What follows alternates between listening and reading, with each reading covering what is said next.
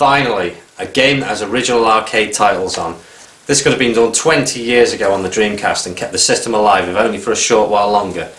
Now, I got this as a birthday present for my girlfriend, but be careful if you want this as a gift. For example, if your sister asks what you want from her for your birthday and you reply, belt action. Don't be surprised if she never speaks to you again. So what do you get with this title? You get Final Fight, The King of Dragons, Captain Commando, Knights of the Round, Warriors of Fate, Battle Circuit and Armoured Warriors.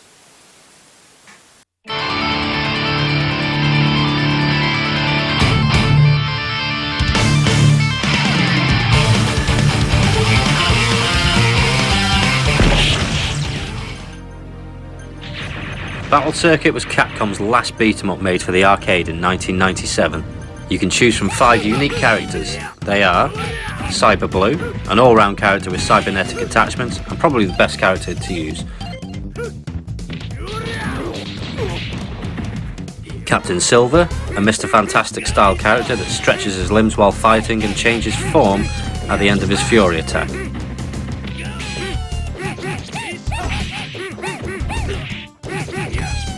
There's Yellow Iris, another all-rounder with feline attributes, very similar to Felicia from the Darkstalkers series.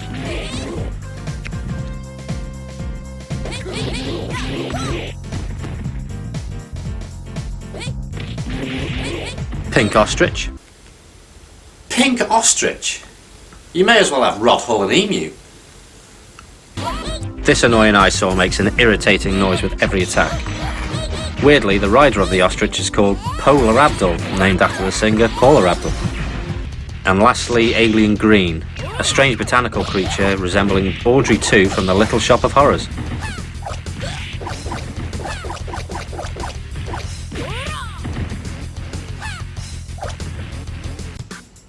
At the end of each stage, you can upgrade your character's moves with the coins you collect during the stages.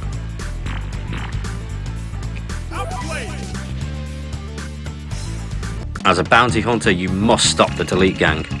Or erase the Delete Gang. Or Control-Alt-Delete the Delete Gang. Your mission is to retrieve a floppy disk. Floppy disk. Which has a malicious computer program called the Shiva system. This has the ability to control all computerized systems in the world. The scenery is great and the action keeps coming, with some great boss fights and even one that looks like Elvis.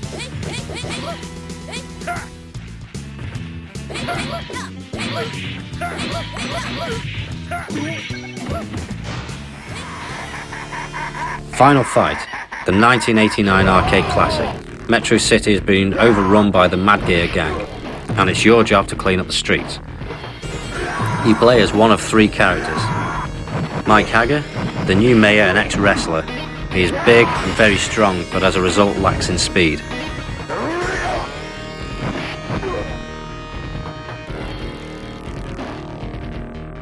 There's Guy. With his bushing fighting style, he is fast, strong and can jump off a wall to drop kick an enemy.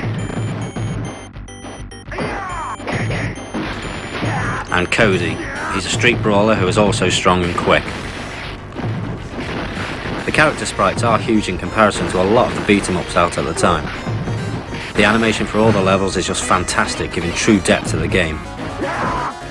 There isn't much variation in enemies, although surprisingly they are all named after singers in some way or another.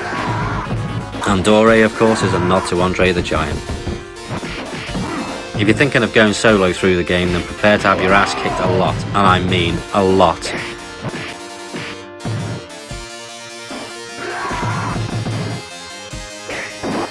You will see this continue screen many times through the game. The enemies are not very forgiving and will waste you in seconds if you get surrounded. This forces you to use your special move, which will also take a chunk of your energy. The bonus round where you get to smash up a thug's car is so satisfying. If you smash it within the time given, you get to see him cry. Loser. You'll see some familiar faces on the way, like Sodom.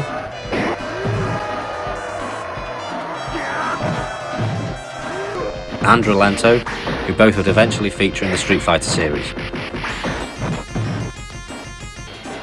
You eventually make it to the final boss, Belga. Yeah, you get to fight a guy in a wheelchair, but don't worry, he regains feelings to his legs and gets up to fight you. A swift roundhouse kick through the window will finish the job. Now this game is harder than dried Weetabix, but it doesn't put you off playing again and again. The controls are perfect and each character is fun to use. If you do like the challenge without infinite credits, then I highly recommend the Sega Mega CD version, as it's close to arcade perfect and with a soundtrack that is epic. Captain Commando is a 1991 beat-em-up set in Metro City in the year 2026. I can only assume it's the same Metro City as Final Fight. There are 4 characters to choose from. They are Ninja Genzu, self-explanatory really. You can cut up enemies with your katana, literally cut them up. Captain Commando, the main hero of the game and a pretty good all-rounder. Mac the Knife, an alien mummy that wields 2 knives. Unfortunately his attack reach isn't very good.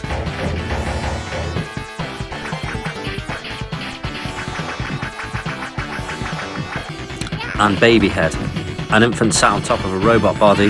Attacks are pretty good, and a Mike Haggar style pile driver is a great attack move. Still weird though. Levels are quite short but still fun to play through. There are plenty of items to grab on the way, including machine guns and rocket launchers. You eventually end up in a spaceship where you go up against Scumicide. This guy is barely approachable as he fires fire and ice balls when you get close. Still an all-round great beat 'em up that isn't too long, but it's not entirely gripping. The King of Dragons is a 1991 beat-em-up where you must guide one of 5 characters through the Kingdom of Malice and slaughter all monsters that have taken over. Your fighters are the Elf, Wizard, Fighter, Cleric and Dwarf. All characters are pretty much the same with their short-range attacks, but I stayed with the Wizard as his attack reach was far greater than the others. However, if you don't like the character you're using, you can always change at the end of each level. Controls feel fine with no issues in attacking, although that short range attack can be quite frustrating. Enemy sprites are very limited and you'll be fighting the same character most of the time. This game won't take you long to get through, the bosses appear quick and are all pretty simple to get past. It's still a good game, with brilliant artwork as you'd expect. If Capcom had made Golden Axe, this is what it would have looked like.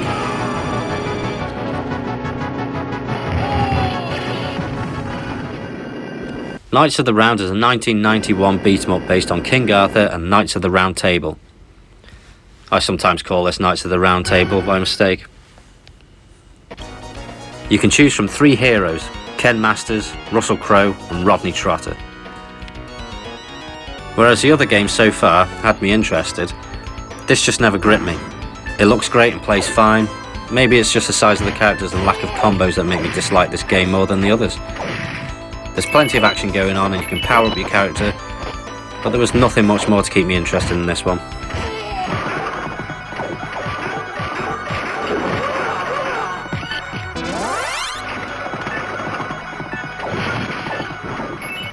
Warriors of Fate, released in 1992 as a sequel to Dynasty Warriors. You can choose from 5 warriors. They are Porter, Kassar, Subutai, Kaden and Abaka. All characters have good attacks, but I found that Porter and Kassar were the best of the 5 with their air combos executed by grabbing an enemy, then pressing the jump, then attack for a power move. There are quite a few weapons to use. I found the giant sword great for chopping enemies in half. The continue screen is as interesting as always. If I look like a game of Kaplunk, there's no way I'd be getting back up. Although the sprites are bigger and nicer looking than Knights of the Round, I found Knights of the Round to be a better game.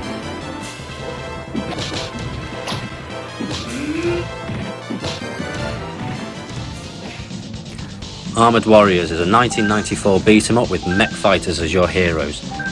There are 4 characters to choose from, each with different mech armour. Rash, Justice, Grey and Siren. Each have a different mech warrior with different attacks, although I found Rash the best one to have. When you defeat an enemy you can pick up its weapon attachment. You can have a laser cannon, bullet shield, napalm rockets, Vulcan machine gun and many more. My favourite is the laser blade which slices enemies in half.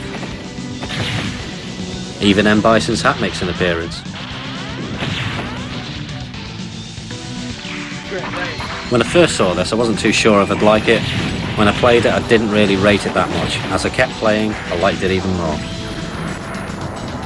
This is a great fighting game with amazing artwork and action. With all the available power-ups, this is pure action from start to finish.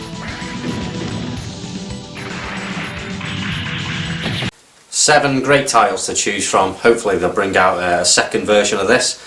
And hang on a minute, it hasn't got fucking Alien vs Predator on. Piece of fucking shit.